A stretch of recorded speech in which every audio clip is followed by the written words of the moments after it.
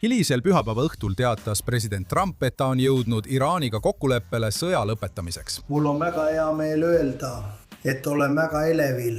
Leping on täielikult allkirjastatud. Meil olid Iraaniga väga head suhted. Seal on teistsugused juhid. Ja Lähis-Idas hakkab praegu juhtuma palju häid asju. See leping on juba tekitanud Iisraelis tulist arutelu. Mitte ainult poliitikute seas, vaid peaaegu kogu Iisraeli poliitilises spektris. On tõsine mure, et kuigi see kokkulepe võib vähendada koheseid pingeid, jäävad kõige olulisemad küsimused lahendamata. Iraani tuumaambitsioonid püsivad endiselt ning on küsitav, kas need lahendatakse tulevikus. Ja nende käsilasrühmituste võrgustik, need kombitsad, mis ümbritsevad Iisraeli, ei ole laiali saadetud ega kuulu kokkuleppe alla. See ei ole see kokkulepe, mille enamik iisraellasi oleks kirjutanud. Samal ajal on võimatu seda hetke arutada ilma, et vaadataks laiemat strateegilist pilti. Vähem kui 3 aastat tagasi, pärast 7. oktoobrit, uskusid paljud, et Iisraeli heidutusvõime on täielikult kokku varisenud. Kuid sellest ajast alates on Iisrael pidanud sõda 7 rindel, nõrgestanud Iraani piirkondlikku võrgustikku, rünnanud otse Iraani varasid ning taastanud oma positsiooni Lähis-Ida domineeriva sõjalise jõuna. Võib-olla kõige olulisem on see, et peaminister Netanyahu on teinud koostööd president Trumpiga viisil, mida ükski teine Iisraeli peaminister pole varem teinud, aidates luua enneolematu strateegilise koostöö Jeruusalemma ja Washingtoni vahel. Tulemuseks on olnud piirkondlik muutus, mida paljud pidasid veel hiljuti võimatuks. Pentagoni viimased hinnangud on kirjeldanud Iisraeli kui Ameerika eeskujuliku liitlast. Iisrael on ainus riik, mis on saanud selle tunnustuse Pentagonilt. Iisrael on riik, kellel on nii võimekus kui ka tahe kasutada sõjalist jõudu ühiste huvide ja väärtuste kaitseks. Ometi ei kõrvalda edu poliitilist debatti, kindlasti mitte Iisraelis. Pühapäeva õhtul allkirjastatud lepingust on kohe saanud keskne poliitiline küsimus. Iisraeli kriitikud väidavad, et Iisrael oleks pidanud saavutama rohkem. Teise viitavad teadetele pingetest president Trumpi ja peaminister Netanyahu vahel. Ja kuna valimised on tõenäoliselt silmapiiril, saavad paljud tänased argumendid tõenäoliselt tulevaste poliitiliste lahingute keskseteks teemadeks. Pühapäeval Beirutis kõrge Hezbollah komandöri vastu toimunud Iisraeli rünnak võis ise oma sõnumi edastada. Sõltumata diplomaatilistest arengutest kavatseb Iisrael säilitada tegutsemisvabaduse, kui tema julgeolek on kaalul. Et aidata meil mõista, kuidas neid küsimusi poliitiliselt tõlgendatakse ja kuidas opositsioon võib neid enda kasuks kujundada. Järgnevatel kuudel rääkisin kogenud poliitikaanalüütiku Gil Hoffmaniga, kes on E24 Newsi vanem valimisanalüütik ja endine The Jerusalem Posti poliitiline korrespondent. Siin on minu vestlus Gil Hoffmaniga. Gil, aitäh, et liitusid. Tundub, et laual on kokkulepe ja tint pole veel kuivanud. Aga mida me tegelikult selle kokkuleppe kohta teame? Me teeme, et Iraan saab palju raha ilma, et peaks eriti midagi tegema. Me teame, et see nõuab relvarahu, kuid meil on olnud kuid kestnud relvarahu, mille jooksul teine pool ei ole relvarahust kinni pidanud. Ja siiski on lootust. On olemas võimalus, et 7. oktoobril alanud sõda on lõpuks lõppemas ja võib-olla saavad Iisraeli kodanikud lõpuks vajaliku turvatunde. Ja et Netanyahu võib lõpuks isegi saada tunnustust relvarahu eest, mida ta meeleheitlikult üritas takistada. Olgu, las ma küsin sinult ühe küsimuse keskendudes Ameerika poliitikale. Ja sa oled poliitikaanalüütik mõlemal pool ookeani. Mida inimesed praegu püüavad mõista? Kuidas sai president Trump allkirjastada sellise lepingu, mis näib olevat vastuolus paljuga sellest, mida ta on varem öelnud? Ja mitte ainult see, mida ta on öelnud, vaid ka see, mida ta on teinud, eks. Inimesed ütlevad alati, vaadake, mida Trump teeb, ärge vaadake, mida ta ütleb. Sest võiks ju öelda, et see on suits ja peeglid, aga ta pidas 2 sõda Iraaniga, viskas alla tohutul hulgal Ameerika lõhkeaineid, kaotas Ameerika sõdureid, tundus olevat sellele eesmärgile pühendunud. Mis on need poliitilised jõud, mis selle kokkuleppe kokku panid? Gaasihinnad Ameerikas. Inimesed on tüdinenud liiga palju maksmast. Inimesed on tüdinenud sõjast. inimesed on tüdinenud sellest, et tema ei sea nende arvates Ameerikat esikohale ja ta on püüdnud selgitada, miks see nii on, aga see ei ole inimesteni jõudnud. Tal on tulemas vahevalimised. Vabariiklastest kandidaadid, kes kõikuvad, on meeleheitel, et sõda ei oleks nende kampaanias teemaks, et see kaoks nende silme eest. Tal on vaja need valimised võita. Tal on vaja hoida vähemalt ühte kongressikoja kontrolli all, et olla oma viimastel ametiaastatel tõhus. Tead, sa oled Chicago põliselanik ja pärit mitte väga kaugel minu kodulinnast Detroitist. Sa istud praegu Chicagos. Sa oled vabariiklasest valija. Kas tal õnnestub seda eduna maha müüa? Ma saan aru, et nende huvidega ta tõmbab lennukid ja sõdurid tagasi, aga kas sa arvad, et tal õnnestub see? Esiteks, Chicagos ei ole ühtegi vabariiklasest valijat ja see on Michiganist väga-väga kaugel. Sina oleksid ainus. Nii et Chicagolased tahavad alati öelda, et Michigan on kaugel, aga meie tahame uskuda, et oleme Chicagole lähedal. Natuke nagu kokkuhoidlikkusest. Nii et sa pead natuke lõbutsema, ma saan aru. Aga vaata, inimesed ei mäleta seda sõda Ameerikas juba nädala pärast. See polnud nende jaoks suur asi. Ainult selle tagajärgede pärast pandi televiisor sisse, kui ma sõja ajal Ameerikas olin. Nad ei räägi sellest, milliseid raketibaase Iraanist tabatakse. Nad räägivad bensiini hindadest ja sellest, kuidas see mõjutab tavalist ameeriklast. Nii et kui sõda on läbi, pole see nende jaoks enam oluline. Ja just seda Trump vajabki. Tal on nüüd võimalus tähistada Ameerika Ühendriikide 250. aastapäeva. Saada sellest positiivseid pealkirju, võib-olla jälle inimesi tähelepanu kõrvale juhtida. Lasta neil natuke lõbutseda. Maailmameistrivõistlused olen kuulnud kuulujutte, et Ameerikas toimuvad jalgpallimängud. Ma pole näinud selle kohta tegelikke tõendeid, ega kavatsegi näha, aga see hoiab mõned inimesed tegevuses. Presidendi sünnipäev oli just hiljuti. Tal on reedel allkirjastamistseremoonia. Ta üritab teeselda, et tõi maailma rahu. Las ta siis arvab nii.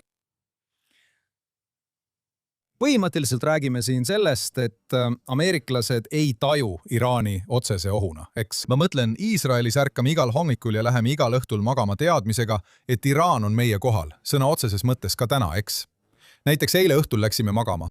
Kõik meist jooksid ringi, teate küll, mõeldes, millal peame varjendisse jooksma, ja see võib juhtuda ka täna hommikul. See võib juhtuda homme. President Trump ütles minu arvates just enne, kui me istuma jäime, et kui tuumalepet ei saavutata, kui nad ei loobu tuumaprogrammist, siis on sellel tagajärjed. Asjad muutuvad kogu aeg. See oli olemas. Kas siin oli mõni kasutamata võimalus, mille peale sa mõelda võiksid, et me oleksime saanud veenda Ameerika rahvast, et siin on oht? Esiteks, poole Ameerika rahva jaoks on Donald Trump ise oht. Tere, ja me ei võida neid niikuinii. Ja siis teine pool, vaata, isegi mina läksin tankima ja hind oli 4,69 ning ma mõtlesin, et Donald Trump pani mulle ära. Aga me peame vaatama seda Iisraeli vaatenurgast, tõsiseid küsimusi. Ja 25. juuni sõda lükkas tuumaohu oluliselt tagasi. See sõda ei tegelenud sellega eriti palju. See sõda tegeles raketiohuga ja lükkas selle oluliselt tagasi. Need olid kaks ohtu, millega Ameerika on ühel või teisel viisil tegelenud ja me oleme igavesti tänulikud.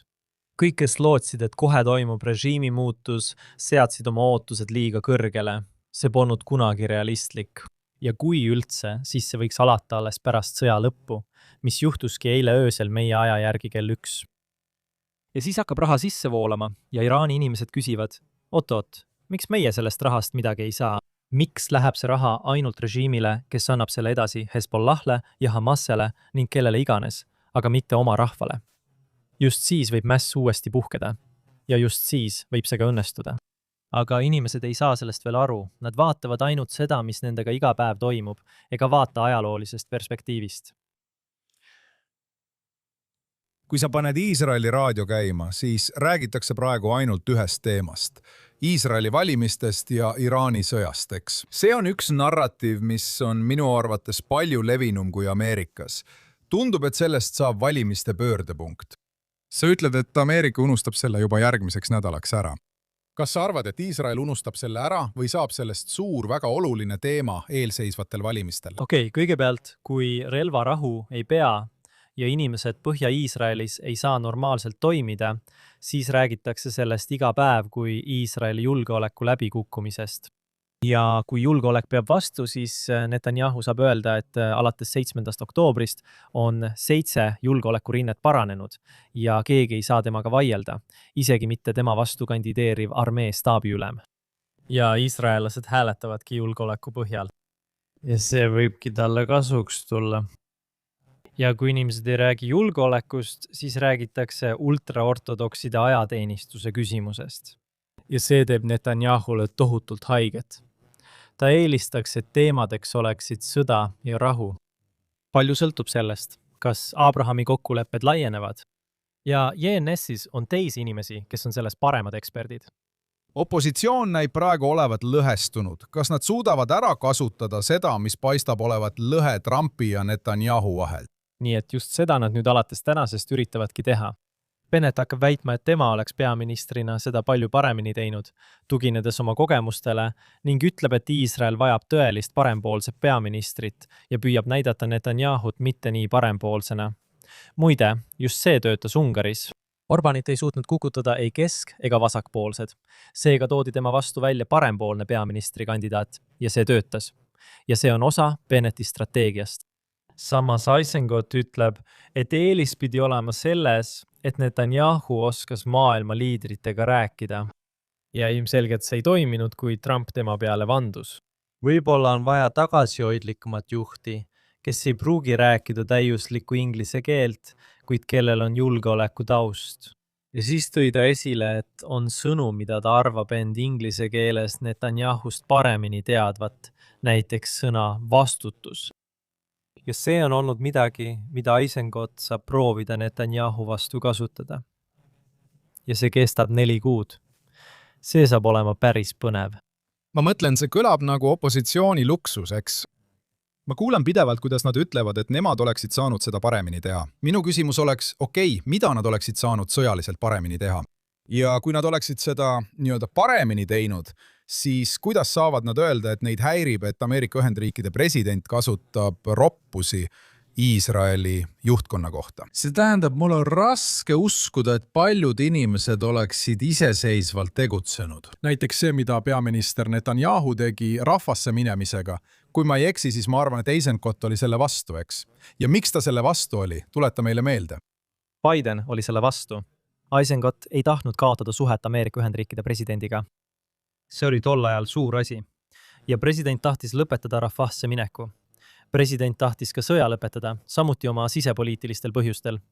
Aga kui see oleks juhtunud, siis Sinvar kõnniks praegu vaba mehena ringi. Väga võimalik.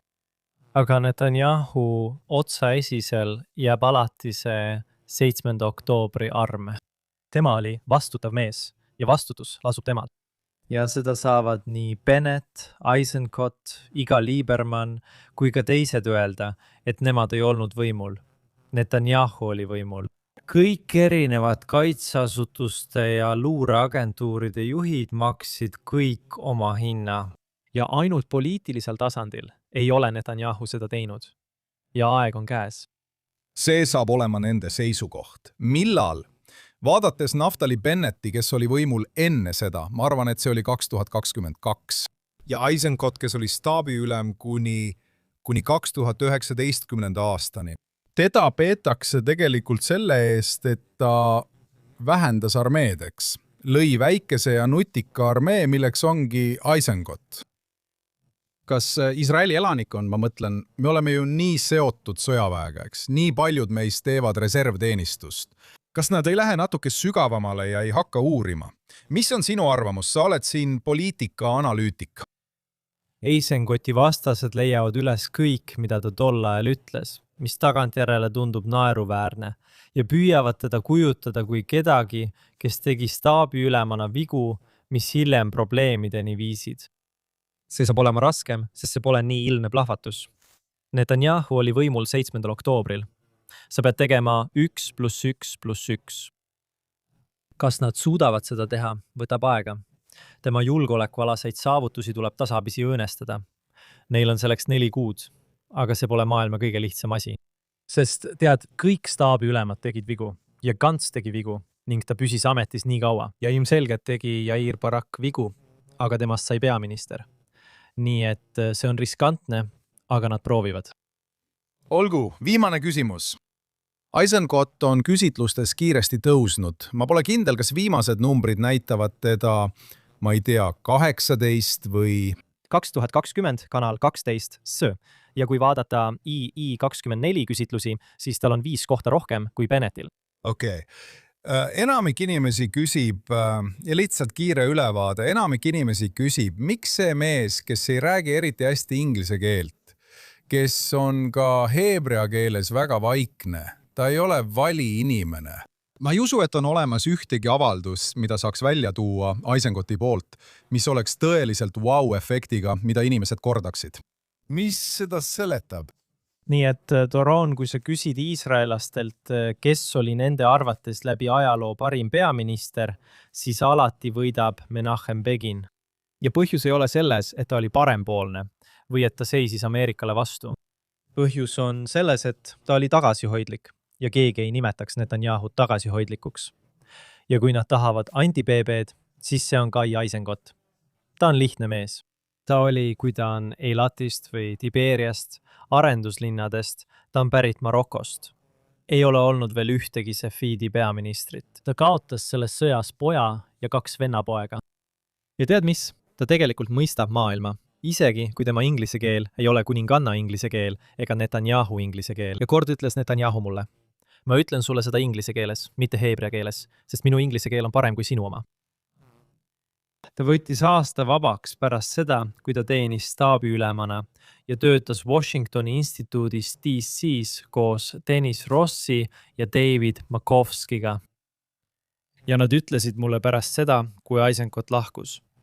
Meil on sellest mõttekojast läbi käinud palju kindraleid. Tema oli kõige targem, kes meil olnud on. Ja see ütleb nii mõndagi. See on huvitav, viimane küsimus. Kas on mingit võimalust, et Eisenkot liituks peaminister Netanyahu koalitsiooniga? Ei. Netanyahu, kui sa minut küsid, kas võib olla opositsioonierakondi, kes liituksid Likudiga pärast Netanyahu ajastut, olgu see siis 20 aasta, 30 aasta pärast või võib-olla juba 5 aasta pärast, kui ta saab 80 ja on seega piisavalt vana, et kandideerida Ameerika Ühendriikide presidendiks. Kui nad muudavad seal seadust, et sa pead olema sündinud Ameerikas, väikene seaduse muudatus seal. Pärast Netanyahu ajastut tekib palju koalitsioone, kus on tsentristlikud, parempoolsed ja vasakpoolsed erakonnad, mis jätavad ultraortodoksid ja araablased kõrvale. Aga seni, kuni Netanyahu on seal, on tegemist isikupõhise poliitilise süsteemiga ning Knesseti liikmete arv, kes meest vihkavad, põhjustab poliitilisi ummikseise. Ja just sellepärast näitavad praegused küsitlused, et meil tuleb rohkem kui 1 valimised. Meil võib olla 2, võib olla 3, võib olla 5 valimist, nagu meil oli aastatel 2019 kuni 2022.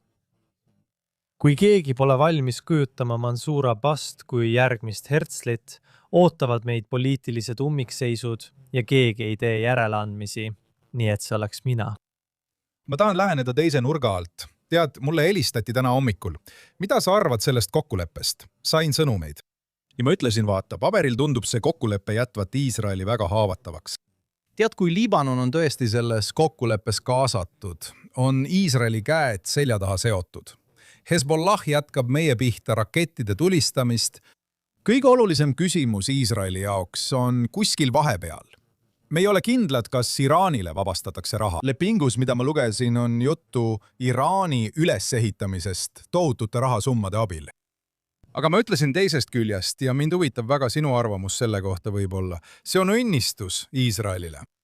Sest see lükkab taas tagasi teooria, millele peaminister on väga pühendunud.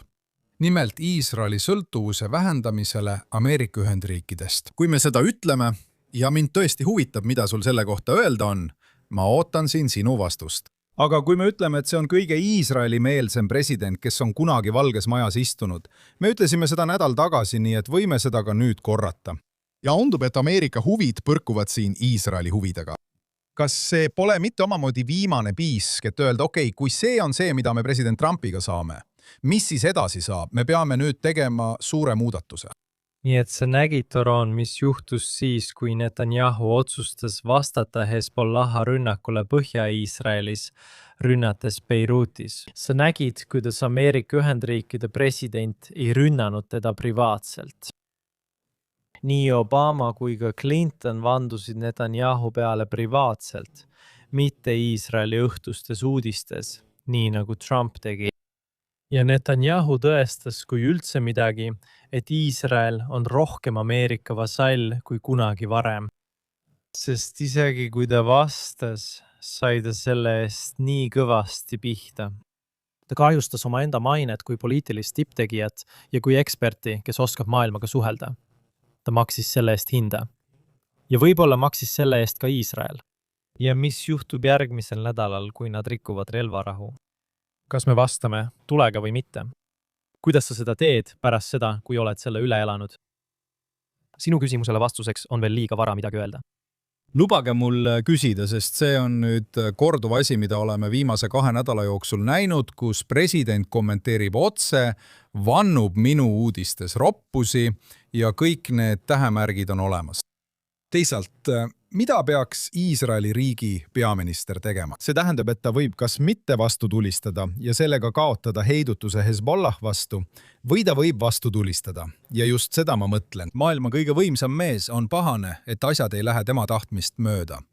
Aga kui Iisrael üldse vastu ei hakka, siis tundub, et meid lihtsalt ohverdatakse. See ongi minu küsimus siin. Sest Iisraeli peaministri amet on kohutav. Tõeliselt kohutav töö.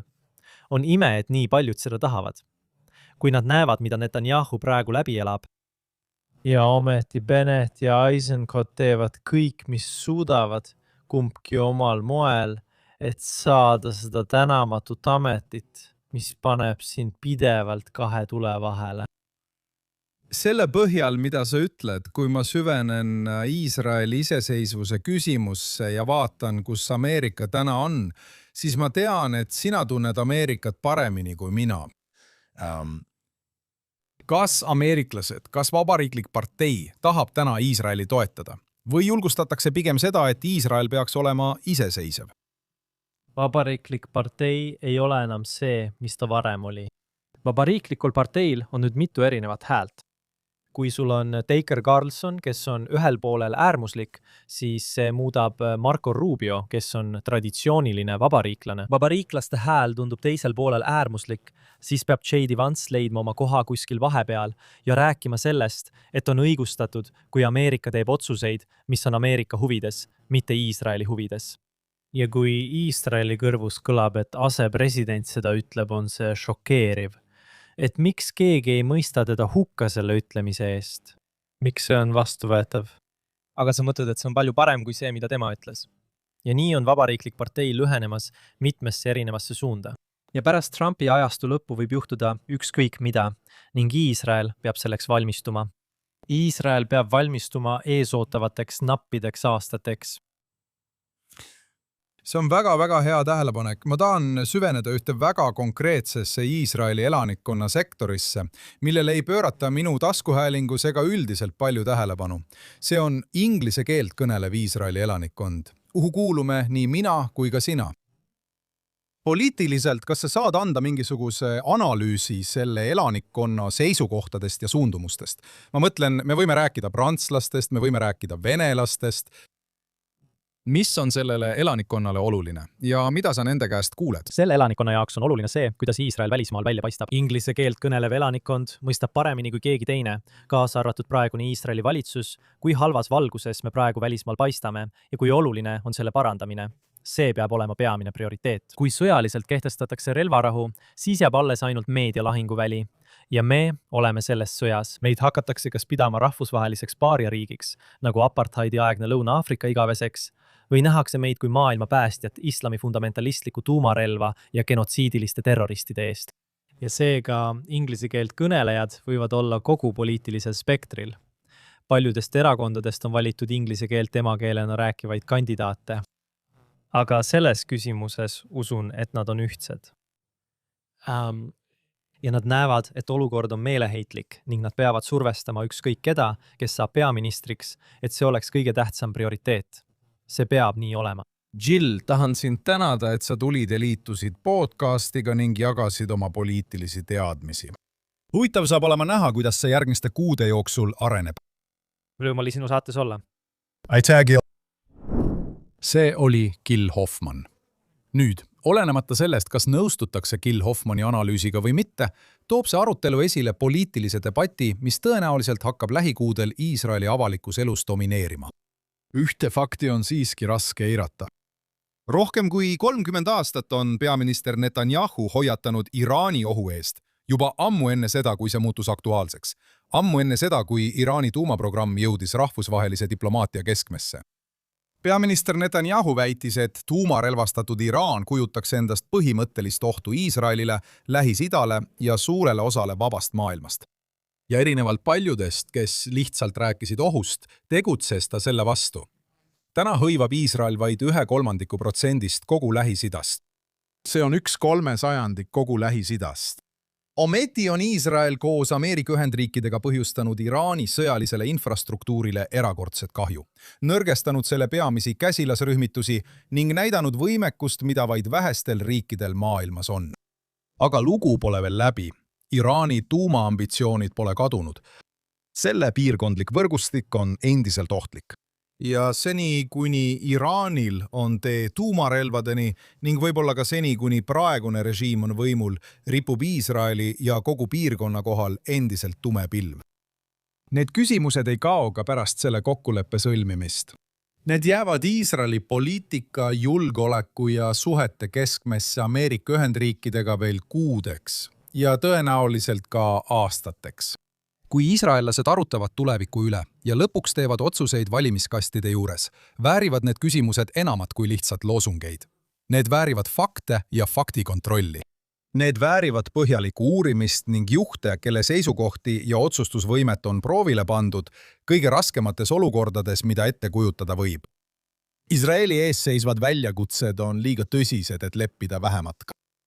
Aitäh, et minuga liitusite ja kohtume taas True Eesti taskuhäälingus. Aitäh!